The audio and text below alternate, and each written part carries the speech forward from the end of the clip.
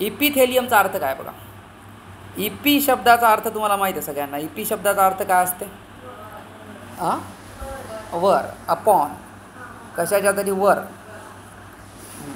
Epithelium तर याचा अर्थ असते अपॉन टू रेस्ट, म्हणजे कशावर तरी ठेवलेलं आहे, माहीत आहे का. तर दुसऱ्या अवयवावर असते ते, वरचा थर असते किंवा खालचा थर असते. तर इपीचा अर्थ असते वर, तर त्याचा अर्थ असते, लिहून घ्या बघा, रेस्ट अपॉन बेसमेंट. कशाच्या वर असते? जे जे खाली कोणी आहे त्याला बेसमेंट म्हणतात. Rest upon basement membrane, below which. आणि बेसमेंट मेम्ब्रेनच्या खाली कोण असते मग? Below which connective tissue is present. Connective tissue is present. बघा, तर हे इपिथेलियम जे आहे, इपिथेलियमचा अर्थच काय असते? रेस्ट अपॉन, म्हणजे कोणाच्या तरी वर असते. कोणाच्या वर असतात हे? तर इथं तुम्हाला लक्षात ठेवायचं, कोणाच्या वर असतात हे? बेसमेंट मेम्ब्रेनच्या. एवढं आधी लक्षात ठेवा. त्यांचं नावच आहे की ते सगळ्यात वरचा थर असते, सगळ्यात वर. मधून जरी बघितलं तुम्ही शरीराच्या जाऊन तरी तेच तुम्हाला दिसतात पहिल्यांदा, आणि बाहेरून जरी जाऊन बघितलं तर तुम्हाला तेच पहिल्यांदा दिसतात. जसं तुम्ही या भिंतीला बघायले, तर भिंतीला तुम्हाला मधल्या विटा वगैरे दिसून झाल्यात, सध्या वरचा कलरच दिसायला. तर सगळ्यात वरचा थर कोण आहे? तर कलर आहे, तर ते इपिथेलियम आहे सगळ्यात वरचा. पुढे बघा, सेल्स ऑफ इपिथेलियम. आता टिश्यू आहे, इपिथेलियम कोण आहे? टिश्यू आहे. टिश्यू कशापासून बनलेला असते? सेल्सपासून. तर इपिथेलियमचे जे सेल्स आहेत आर कॉम्पॅक्टली, कॉम्पॅक्टलीचा अर्थ काय? की खूप जवळजवळ, खूप जवळ. क्लोज, कॉम्पॅक्टली पॅक्ड म्हणतात, म्हणजे क्लोजली पॅक्ड. जर तुम्ही बघितलं तर भिंत बनवताना जेव्हा तुम्ही विटा लावायले तर दोन विटाच्यामध्ये गॅप असते आणि सिमेंट भरतात. पण कलर देताना तुम्ही असा गॅप नाही देतात. कलरचे समजा जे पार्टिकल आहेत एकदम एकमेकांना चिपकून आहेत, पण भिंत जी विटांपासून बनलेली आहे, तर भिंत जी बनलेली आहे समजा ते एक टिश्यू आहे आणि विटा काय सेल आहे, तर ते एकमेकांपासून दूर असतात. मध्ये त्याच्यात ते तुम्ही इंटरसेल्युलर सबस्टन्ससारखं सिमेंट भरता, पण कलर देताना मध्ये मध्ये गॅप देत नाही, ते एकदम चिटकून असतात. जसं फरशी, इपिथेलियमची तुलना तुम्ही फरशीसोबत करतात. दोन फरशाच्यामध्ये गॅप नसते, दोन फरशा एकदम कशा असतात? चिटकून असतात. तसंच जे इपिथेलियम बनलं आहे ते पेशाईपासून बनलं आणि दोन पेशा एकदम चिटकून असतात. दोन पेशा एकदम चिटकूनचा अर्थ दोन पेशाच्यामध्ये गॅप नाही. दोन पेशाच्यामध्ये जर गॅप नाही तर दोन पेशाच्यामध्ये जे गॅपमधला जे पदार्थ असते त्याला काय म्हणतात? Intercellular substance. ते नाही आहे किंवा मग खूपच कमी. जसं आता हे बघा, टाईल्स बसवताना एकदम चिटकून बसवतात तरी थोडी मध्ये रेष राहते, तर या टाईपचं खूप कमी. याच्यामध्ये मग ते व्हाईट सिमेंट वगैरे भरतात माहिती आहे, तर ते इंटरसेल्युलर सबस्टन्स व्हाईट सिमेंट म्हणजे. आणि टाईल्स म्हणजे पेशी, आणि पूर्ण जेव्हा खूप पेशा मिळून जे बनलं त्याला काय म्हणतात? इपिथेलियम टिश्यू म्हणतात. तर इपिथेलियमचे जे सेल आहेत ते क्लोजली पॅक्ड आहेत, एवढं लक्षात ठेवा. त्याच्यानंतर क्लोजली पॅकचा अर्थच काय असते बघा? लिटल म्हणजे खूप कमी. काय कमी असणार आहे मग? मधली जागा. मधल्या जागेला काय म्हणतात? दोन पेशाच्या मधल्या जागेला म्हणतात इंटरसेल्युलर स्पेस. जागाला स्पेस म्हणतात, त्याच्यामध्ये पदार्थ असते त्याला सबस्टन्स म्हणतात. लिटल इंटरसेल्युलर स्पेस, तर दोन पेशाच्यामध्ये जागा खूप कमी असते. तर जागा कमी आहे तर जागेमध्ये जे पदार्थ आहे तेही कमी असते. हेन्स म्हणजे म्हणून लिटल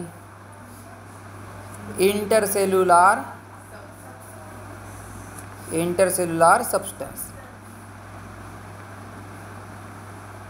तर बस आता एवढंच तुम्हाला लक्षात ठेवायचं. पहिल्यांदा तुम्ही जेव्हा इपिथेलियम ऐकता तर इपिथेलियम ऐकल्या तुम्हाला काय लक्षात ठेवायचं आहे की इपिथेलियमचे जे हे आहेत, इपिथेलियमचे जे, आता इपिथेलियम काय? टिश्यू आहे. टिश्यू कशापासून बनलेला असते? सेल्स. खूप सेल्स असतात आणि ते कसे असतात? खूप जवळजवळ, क्लोज असतात. त्यामुळे जवळजवळ असल्यामुळे त्या दोन पेशांच्या मध्ये जागा नसते. दोन पेशाच्या मधल्या जागेंना काय म्हणतात? Intercellular space. ती जागा कशी असते? खूप कमी असते.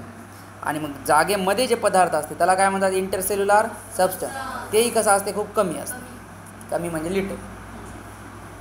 ठीक आहे, चला पुढचा पॉईंट बघा. याच्यामध्ये दुसरा काय लक्षात ठेवायचं आहे तुम्ही? इपिथेलियम जे आहेत, इपिथेलियम जे टिश्यू आहे त्याला काय म्हणतात? अवास्क्युलर टिश्यू म्हणतात. अवास्कुलार, याचा अर्थ काय वास्कुलारचा? वास्कुलार म्हणजे वेसल्स आणि म्हणजे नसणे. तर वेसल्स नसतात म्हणजे इथं काय नसतात, रक्तवाहिन्या नसतात. बघा, वास्कुलारचा अर्थ असते ब्लड वेसल. ब्लड वेसल म्हणजे काय, रक्तवाहिन्या, जे रक्त वाहून नेतात. आणि चा अर्थ असते काय, ॲब्सेंट म्हणजे नसणे. नसणे.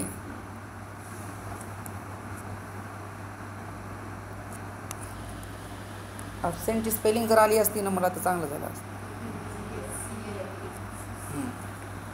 ॲब्सेंट असतात कोण, ब्लड वेसल्स. आता ब्लड वेसल का ॲब्सेंट असतात? कारण बघा, ब्लड वेसल म्हणजे रक्तवाहिनी जायला तर जागा लागते आणि यांच्यामध्ये जागाच नसते दोन पेशामध्ये. एकदम पेशा कशा आहेत, पॅक आहेत. कसं काय ॲब्सेंट असते, तर त्याचं कारण हे लिहून टाकायचं. कारण no space between cells. Between म्हणजे दोन पेशा, याच्यामध्ये जागाच नाही, तर रक्तवाहिन्या जातील कुठून? पॉईंट तुम्हाला. चला नेक्स्ट पॉईंट बघा, नंबर 3चा.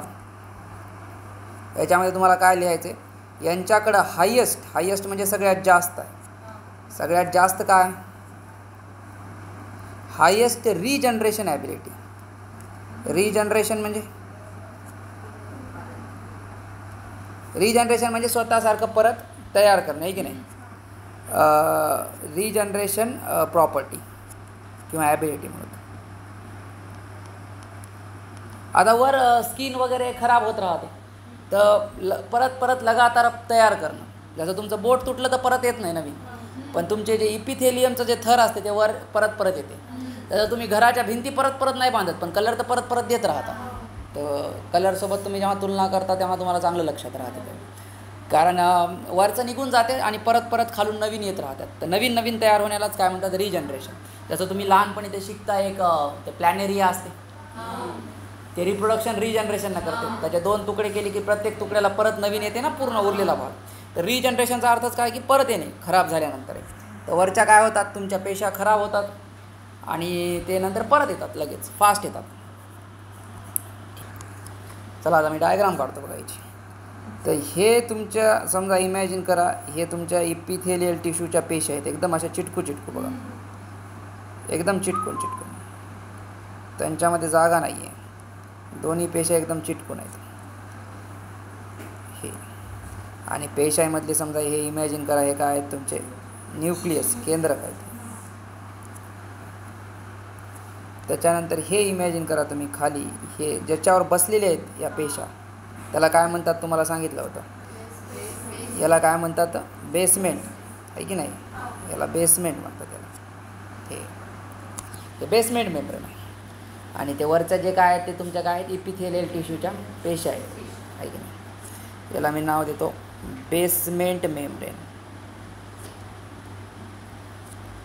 Basement membrane.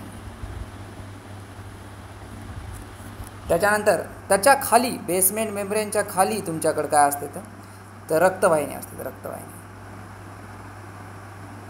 बघा इपिथेलियल टिश्यूमध्ये नसतात. तर मग तुमची टाचणी इथपर्यंत जर पोहोचली तरच मग तुमचं रक्त निघते. तुम्ही वर इपिथेलियल टिश्यूला जर टाचणी टोचली तर तुमचं रक्त निघत नाही, स्किनवरमध्ये बघा तुम्ही.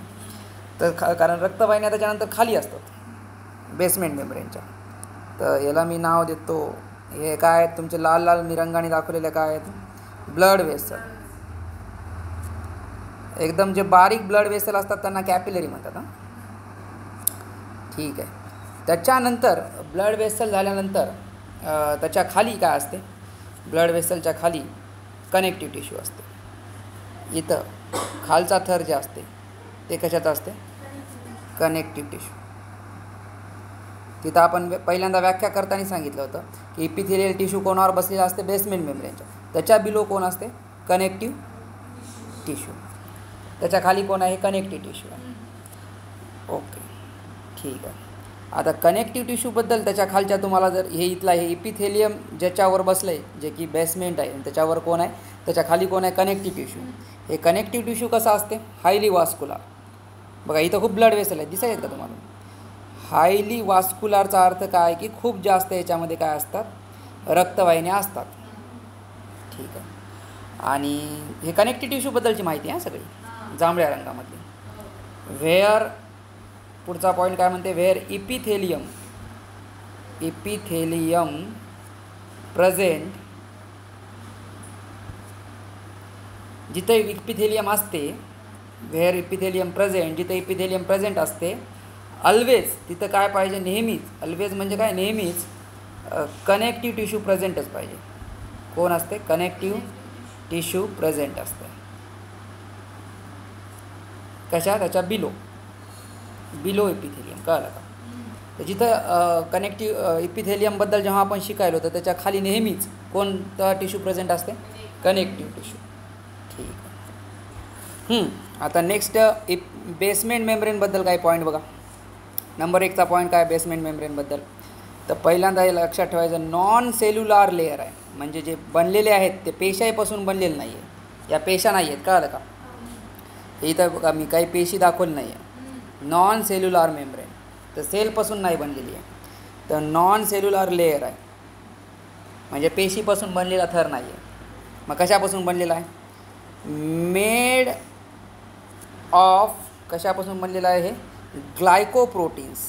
कशापासून बनलेला आहे, ग्लायकोप्रोटीन्स. ठीक आहे. आणि ग्लायकोप्रोटीन्स आणि अजून दुसरा पदार्थ असते त्याच्यामध्ये म्युकोपॉलिसॅकराइड्स.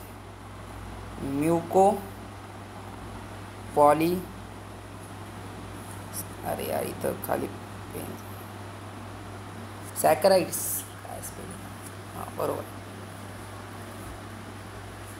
ठीक आहे. तर कोणत्या 2 पदार्थापासून बनलेला आहे, ग्लायकोप्रोटीन्स. हे कोण बनलेलं आहे, बेसमेंट मेम्ब्रेन, ग्लायकोप्रोटीन्स आणि म्युकोपॉलिसॅकराइड्स. म्युकोपॉलिसॅकराइड्स आणि ग्लायकोप्रोटीन्स या 2 पदार्थापासून बनलेलं आहे. जसं ग्लायकोप्रोटीन्स तुम्हाला नावामध्येच प्रोटीन्स दिसते, तर ते प्रोटीन आहेत. आणि पॉलिसॅकराइड म्हटलं की काय असते, तर कार्बोहायड्रेट. हे कोण आहे, कार्बोहायड्रेट आहे, कार्बोहायड्रेटचा प्रकार आहे.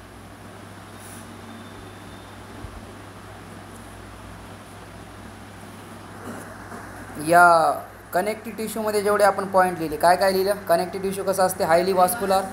आणि कनेक्टिव्ह टिश्यू जिथं जिथं इपिथेलियम टिश्यू प्रेझेंट असते त्याच्या खाली कोण प्रेझेंट असते, कनेक्टिव्ह टिश्यू. त्याच्यामध्ये अजून एक पॉईंट लक्षात राहिला की कनेक्टिव्ह टिश्यूमध्ये कोण आहेत, जे ब्लड वेसल आहेत तेच या कारण ब्लड वेसल तर लागतातच, तर इथल्या ज्या ब्लड वेसल आहेत तेच या इपिथेलियल टिश्यूच्या पेशांना काय पुरवतात, सगळे पोषक द्रव्य पुरवतात, कळलं का, न्यूट्रियंट्स म्हणतात त्याला.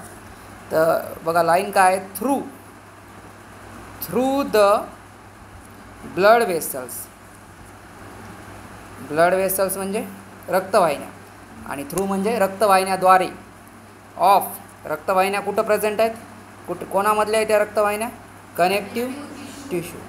Through the blood vessels of connective tissue nutrients म्हणजे काय, पोषक द्रव्य,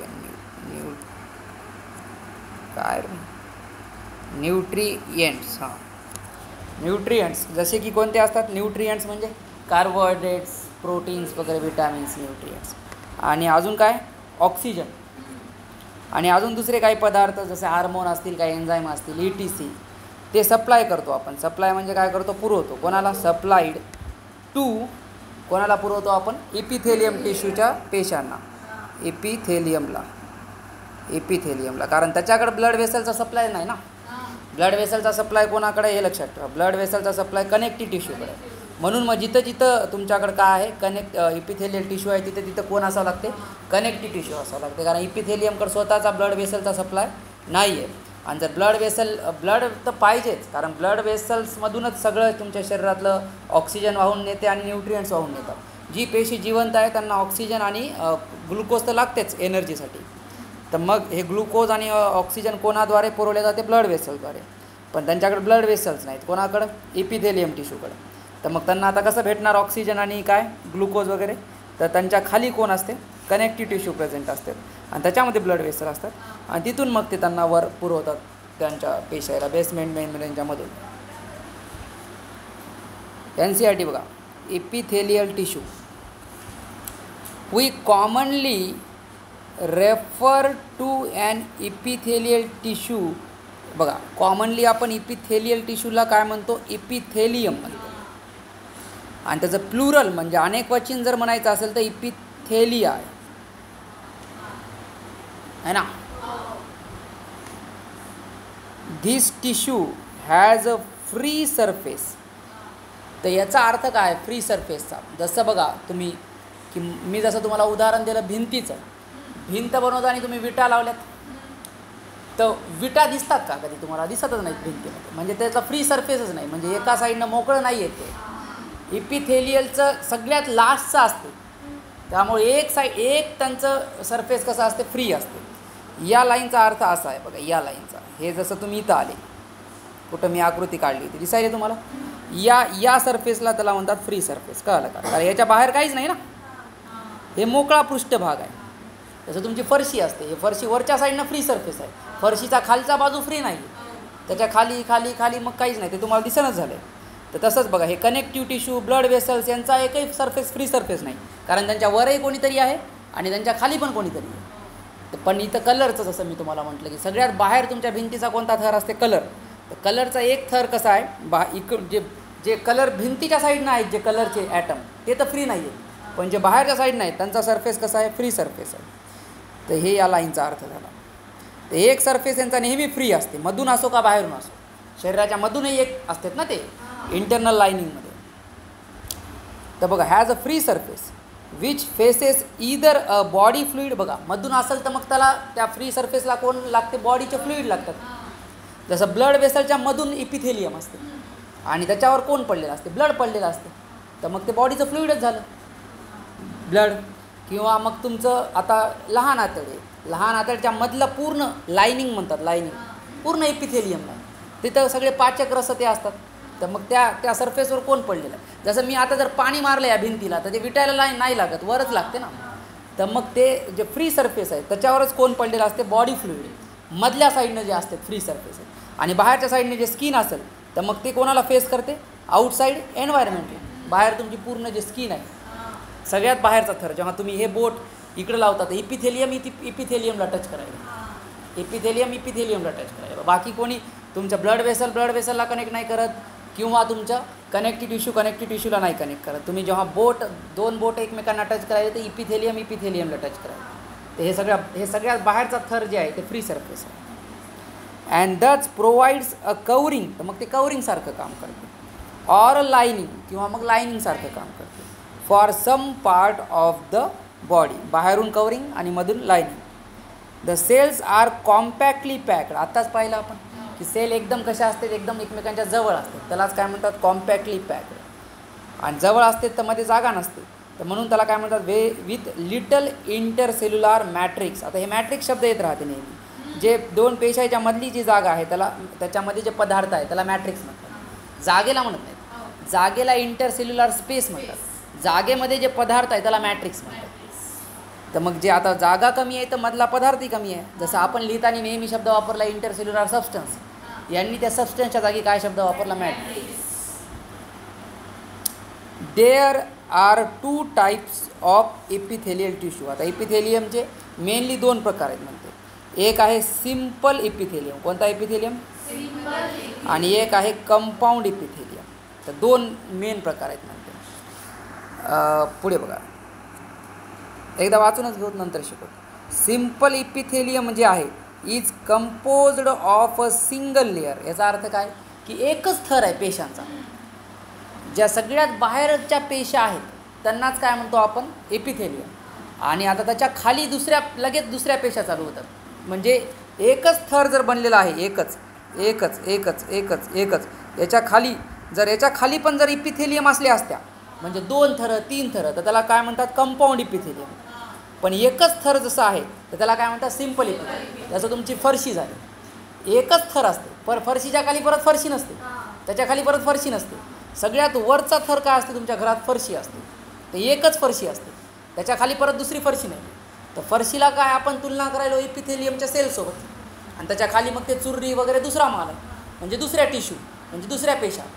पण जर एका इपिथेलियम सेलच्या खाली दुसरी इपिथेलियम सेल असली असती, त्याच्या खाली तिसरी असली असती, तर असे थरं बनले असते इपिथेलियमचे. आणि मग जेव्हा थरं आणि असतातही तसे, जेव्हा थरं बनतात त्याला कोणतं इपिथेलियम बनतात? Compound epithelium. पण एकच जर थर असेल, म्हणजे मग ते किती पातळ असेल, एकाच पेशींचा थर, तर त्याला कोणतं म्हणतात? Simple epithelium. तर बघा, आता इपिथेलियमचे 2 प्रकार केले, सिम्पल आणि कंपाऊंड. कशाहून की थराचे किती संख्या आहे. थर जर एक असेल तर कोणतं सिम्पल इपिथेलियम, आणि एकापेक्षा जास्त थर असतील तर काय म्हणतात त्याला compound. Simple epithelium is compose of single layer of cell and functions, आणि त्याचं काम काय बघा, त्याचं काम काय, functions as a lining for body cavities. बघा शरीराच्या मधल्या साईडनं असते ते एकच थर, आणि लायनिंग म्हणजे मधल्या साईडनं, आणि बॉडी कॅव्हिटीज म्हणजे पोकळ्या, जे पोकळ अवयव असतात पाईपसारखे त्यांच्यामध्येच तर कॅव्हिटी असणार ना. त्या कॅव्हिटीमध्ये जे मधल्या साईडनं जे असते लेअर त्याला तिथं लायनिंगचं काम करते ते. डक्ट्स, आता कॅव्हिटी म्हणजे पोकळी पूर्ण रूमसारखं, डक्ट म्हणजे असं पाईपसारखी, कळलं, डक्ट्स आणि ट्यूब्स. तर हे पाईप ट्यूब जे असे लांब पोकळ अवयव असतात त्यांना डक्ट्स किंवा काय म्हणतात ट्यूब म्हणतात. वाहिन्यासारखे जे तुमचे ब्लड वेसल्स आहेत किंवा कोणते पण जे हार्मोन वगैरे आणून सोडून द्यायच्या ज्या नळ्या असतात किंवा एन्झाईम टाकायच्या जे नळ्या असतात त्यांना म्हणतात डक्ट्स आणि ट्यूब. तसं तुम्हाला एक माहिती आहे ओव्हिडक्ट म्हणतात, बायकांमध्ये असते ते, जे एक सेल आणायची जी नळी असते ती. तर यांच्या सगळ्या मधल्या थर, आता हे सगळे पाईप आहेत, तर मधल्या साईडनं जे थर आहेत त्यांच्यामध्ये सिम्पल इपिथेलियम असते. त्यांच्या बाहेरच्या साईडनं इपिथेलियम असते पाईपच्या, पण ते सांगितलं नाही त्यांनी. सध्या तुम्हाला NCERT काय म्हणाले की लायनिंगचं काम बघा, लायनिंगचं तुम्हाला लायनिंगचा अर्थ आधीच सांगितला नाही. मधल्या साईडनं जे आहे त्याला लायनिंग म्हणतात. लायनिंगचं काम कोण करते, simple epithelium. The compound epithelium consist of 2 or more cell layers. बघा 2 किंवा 2 पेक्षा मग जास्त थर असतात, आणि याचं काम कसं आहे, has a protective function as it does in our skin. म्हणजे आपली स्किन कोणतं इपिथेलियम आहे, कंपाऊंड इपिथेलियम. असं नाही की एकच थरवरचा इपिथेलियमचा आहे, भरपूर थरं असतात माहिती आहे का. तर ते कारण त्याला जास्त प्रोटेक्शन लागते ना, जिथं जास्त प्रोटेक्शन लागते तिथं एकापेक्षा जास्त थरं असतात, आणि एकदम मधल्या साईडनं काही जास्त प्रोटेक्शनची गरज नाही, ते एकाच सेलचे थर असतात त्याचा. आता पुढे बघा, आता हे प्रकाराचे पण, आता इपिथेलियमचे किती प्रकार झाले, 2, एक सिम्पल इपिथेलियम आणि एक कंपाऊंड इपिथेलियम. आता परत यांचे पण प्रकार पाडलेले आहेत. On the basis of structural modification of the cells, simple इपिथेलियमचे पण परत प्रकार पाडले. सिम्पलचे कोणते कोणते प्रकार आहेत, एक आहे स्क्वॅमस, एक आहे क्युबोडायल, एक आहे कॉलमनार. तर हे प्रकार पाडले 3 तुम्ही. कशाचे, सिम्पलचे. कशाहून की त्यांच्या पेशाईची रचना कशाहून पाडले तर पेशाहून. तुम्ही जर नावं जरी बघितले तर बघा, नावं एक आहे स्क्वॅमस, स्क्वॅमस म्हणजे असे एकदम चप्पटलेले सेल फरशीसारखे.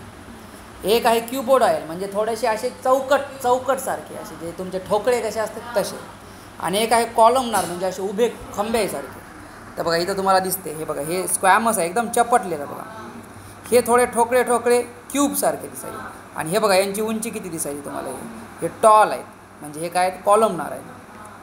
तर स्क्वॅमस म्हणजे एकदमच चपटलेले, क्युबोडायल म्हणजे थोडी त्यांना उंची असते, आणि कॉलमनारला कशी असते, खूप उंची असते आहे की नाही. आणि एक त्यानं D प्रकार दिला की कॉलमनारसोबत त्याच्यावर त्यानं सिलिया पण लावले. बघा हे सिलिया म्हणजे हे असे केसासारखे अवयव तुमचे. क्वेश्चन बघा रे बाबा, इन विच ऑर्गॅनिझम म्हणजे कोणत्या सजीवामध्ये ऑल फंक्शन्स म्हणजे सगळे कार्य, लाईक म्हणजे जसे की digestion, respiration, reproduction are perform म्हणजे सादर केल्या जातात बाय अ सिंगल सेल, की एकच पेशी सगळे कामं करायली, हे अशा कोणत्या प्रकारच्या ऑर्गॅनिझममध्ये होतात. ऑप्शन ए आहे युनिसेल्युलर, बी आहे मल्टीसेल्युलर, सी आहे बोथ A and B, आणि ऑप्शन डी आहे नन ऑफ द अबो. तर बघा युनिसेल्युलरमध्ये सगळे कामं तर एकच पेशी करते कारण एकच पेशी आहे. मल्टीसेल्युलरमध्ये सगळे कामं एकच पेशी नाही करत, कारण वेगवेगळ्या पेशी आहेत. तर मग सगळं म्हणजे आपली तुमच्या शरीरातली प्रत्येकच पेशी डायजेशनही करायली, रेस्पिरेशन करायली, रिप्रोडक्शन करायली असं नाही होत. डायजेस्टिव्ह सिस्टीमच्या पेशा डायजेशन करतात, रेस्पिरेटरी सिस्टीमच्या पेशा रेस्पिरेशन करतात, मग ते डायजेशन नाही करत. तर मग मल्टीसेल्युलरमध्ये सगळे कामं एकच पेशी नाही करत, त्यामुळं मग बोथ A and B पण नाही आहे, आणि नन ऑफ अबो पण नाही आहेत, कारण एक ऑप्शन बरोबर आहे. तर उत्तर काय आहे ते युनिसेल्युलर. युनिसेल्युलर ऑर्गॅनिझममध्ये सगळे कामं एकच पेशी करते. इन मल्टीसेल्युलर ॲनिमल्स म्हणजे जे बहुपेशीय प्राणी आहेत, ग्रुप ऑफ सिमिलर सेल, तर सेम टाईपचे जे सेल आहेत, अलॉंग विथ म्हणजे त्या सेम टाईपच्या सेलच्या सोबतच, अलॉंग विथ म्हणजे त्यांच्यासोबतच डॅश सबस्टन्स, एक डॅश नावाचा पदार्थ असते, आणि मग ते परफॉर्म अ स्पेसिफिक फंक्शन, एखादं विशिष्ट कार्य करतात, आणि मग त्यांना काय म्हणतो आपण टिश्यू म्हणतो. तर ते डॅश सबस्टन्स कोणता आहे? ऑप्शन नंबर ए कोण आहे? इंट्रासेल्युलर. ऑप्शन नंबर बी कोण आहे? इंटरसेल्युलर. ऑप्शन नंबर सी कोण आहे? एक्स्ट्रासेल्युलर. आणि ऑप्शन नंबर डी कोण आहे? Both B and C. बघा, हे असं ग्रुप ऑफ सेल म्हणजे असे खूप पेशी आहेत, आहे की नाही? आणि सगळे मिळून एखादं काम करायलेत आणि पेशांच्या मध्ये मात्र काय असते? जागा असते, अशा दोन पेशांच्या मध्ये, आहे की नाही? आणि या मधल्या जागेला काय कोणती जागा म्हणतात सांगा? मधल्या जागेला कोणती जागा म्हणतात? त्याला का इंट्रासेल्युलर म्हणतात का? नाही. पेशीच्या मध्ये जर असेल तर त्याला इंट्रासेल्युलर म्हणतात. दोन पेशांच्या मध्ये त्याला काय म्हणतात? इंटरसेल्युलर. आता दोन पेशींच्या मध्ये असते, पण पेशीच्या तर बाहेर असते, म्हणून त्याला एक्स्ट्रासेल्युलरही म्हणतात. म्हणून मग उत्तर काय येते? Both B and C. नुसतं बी पण येत नाही, नुसतं सी पण येत नाही, तर उत्तर काय येते? Both B and. बघा, the structure of a cell vary म्हणजे काय? बदलते. स्ट्रक्चर म्हणजे काय? त्याची रचना. तर वेगवेगळ्या पेशांची रचना वेगवेगळी असते अकॉर्डिंग टू दिअर फंक्शन. आणि ती रचना म्हणजे ते दिसायला कशा असणार, ते कशावर डिपेंड करते? त्यांच्या कामावर. So tissues are different. तर मग आता बघा, पेशा वेगळ्या आहेत, तर पेशांपासून बनलेले टिश्यू पण वेगळे आहेत. आणि त्यांचे क्लासिफाईड आणि त्यांचे प्रकार पाळलेत. किती प्रकार पाळलेत टिश्यूचे सांगा? एक प्रकार पाळला आहे का? नाही. दोन प्रकार पाळलेत का? नाही. तीन प्रकार पाळलेत का? तर टिश्यूंचे प्रकार किती पाळले आपण? नंबर 1चा टिश्यू कोणता आहे? नंबर 2चा कोणता आहे? नंबर 3चा? नंबर 4चा? तर हे 4 प्रकार पाळले.